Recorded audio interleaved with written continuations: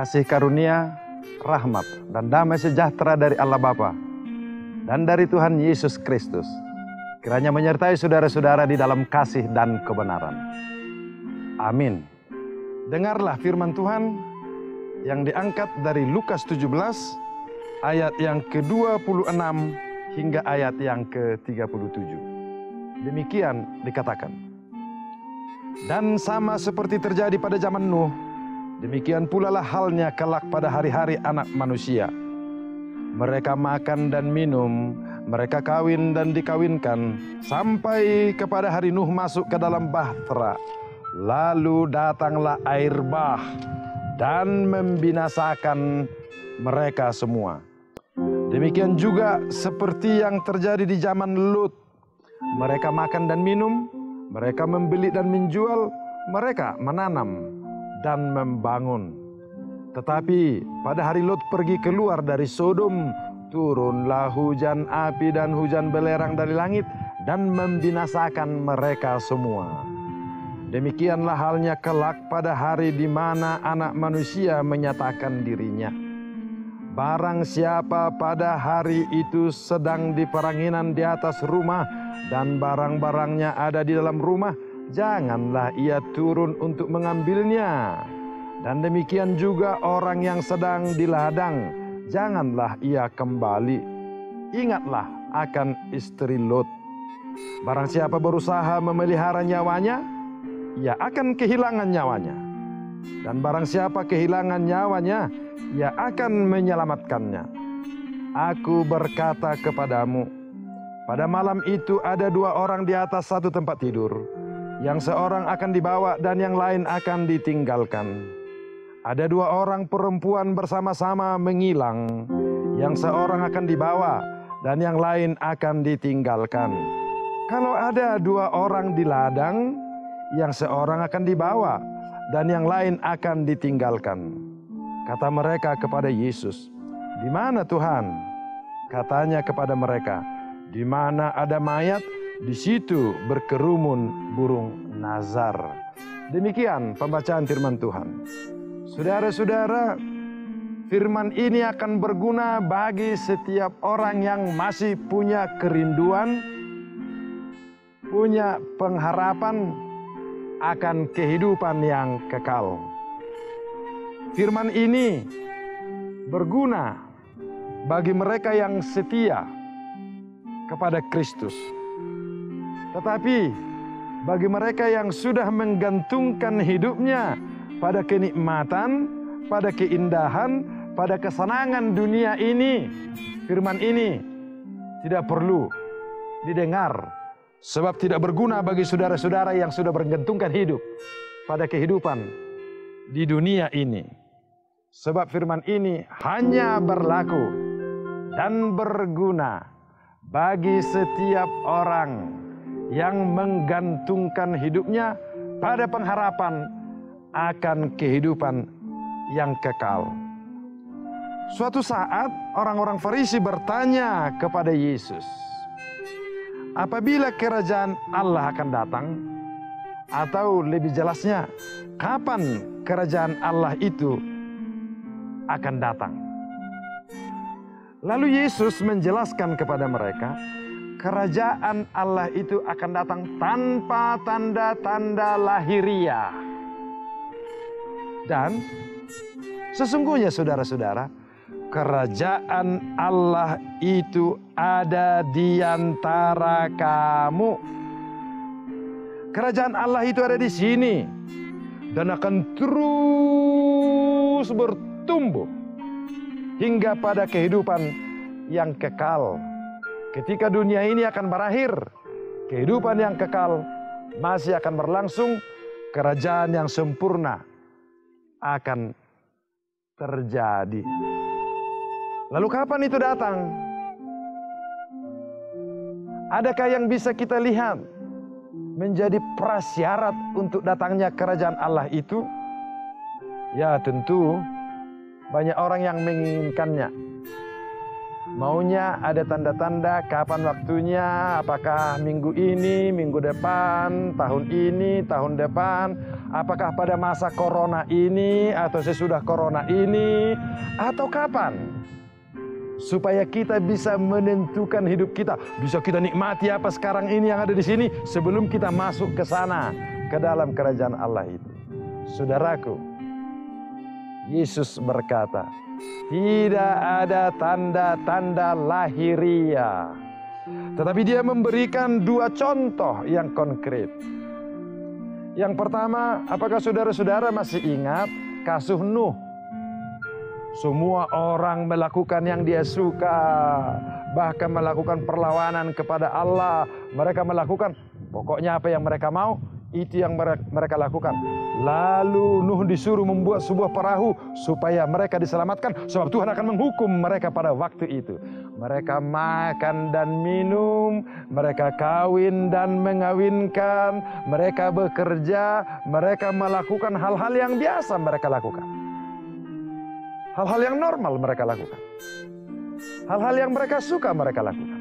Tidak ada apa-apa. Tapi tiba-tiba begitu Nuh masuk ke dalam perahu itu, datang air bah, lalu semua orang mati terbunuh oleh air bah itu. Hal yang sama juga saudara-saudara.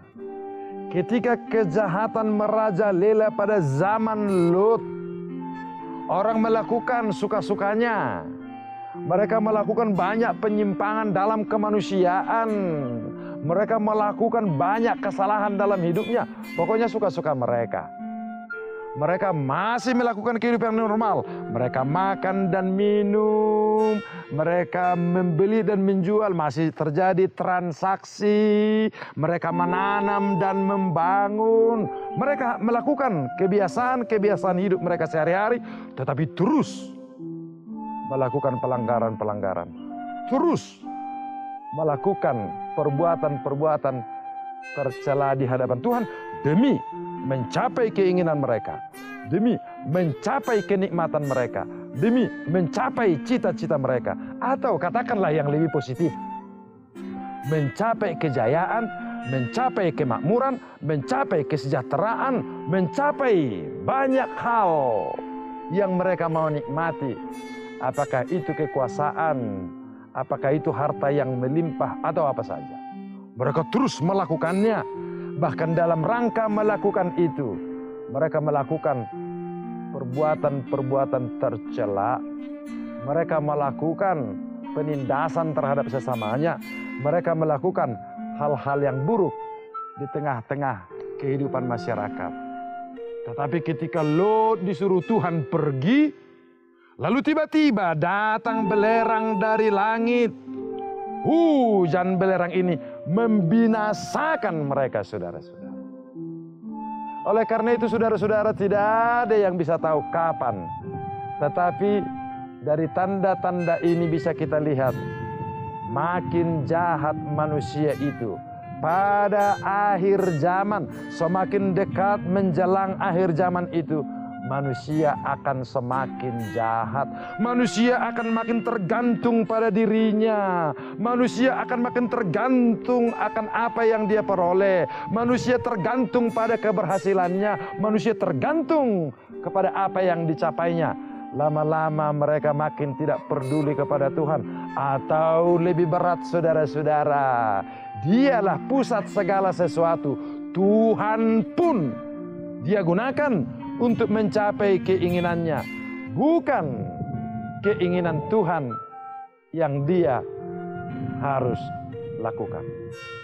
Pada saat-saat seperti itu, saudara-saudara, Tuhan akan datang dengan tiba-tiba.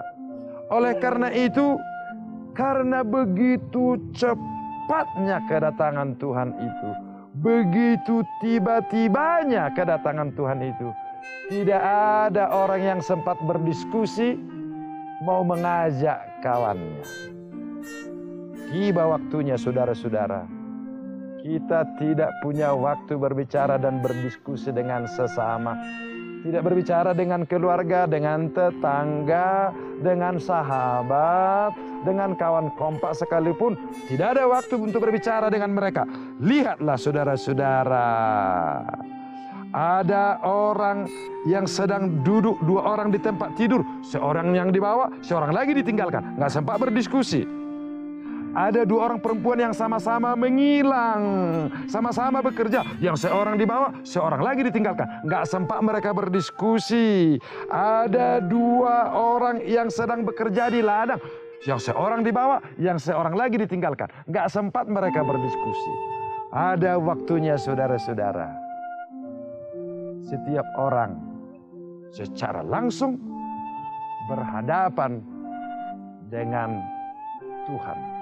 Tidak ada waktu untuk berdiskusi. Dan pada saat itu dikatakan, barang siapa yang mencintai nyawanya akan kehilangan nyawa.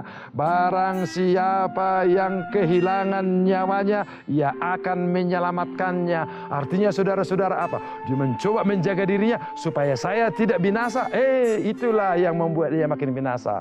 Tetapi yang lain, saya menyerahkan saja diri saya kepada Tuhan. Apapun yang terjadi pada saat itulah Tuhan akan memberikannya kehidupan.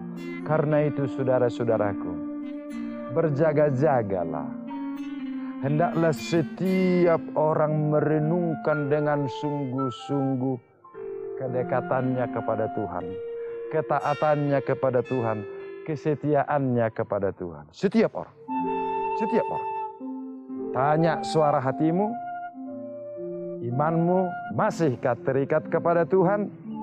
Tanyakan kepada dirimu, apakah engkau melakukan Tuhan? Atau Tuhan yang kau minta melakukan yang kau kehendaki? Karena pengikut Tuhan selalu melakukan apa yang dikehendaki oleh Tuhan Yesus. Saudaraku, mari saudaraku. Kapankah kerajaan Allah itu akan datang? Hari ini, saudara-saudara. Di sini, di tempat saudara berada, Tuhan sudah datang. Dan harinya bisa tiba-tiba datang dimanapun saudara sedang berada. Tuhan menguatkanmu untuk setia kepadanya. Amin.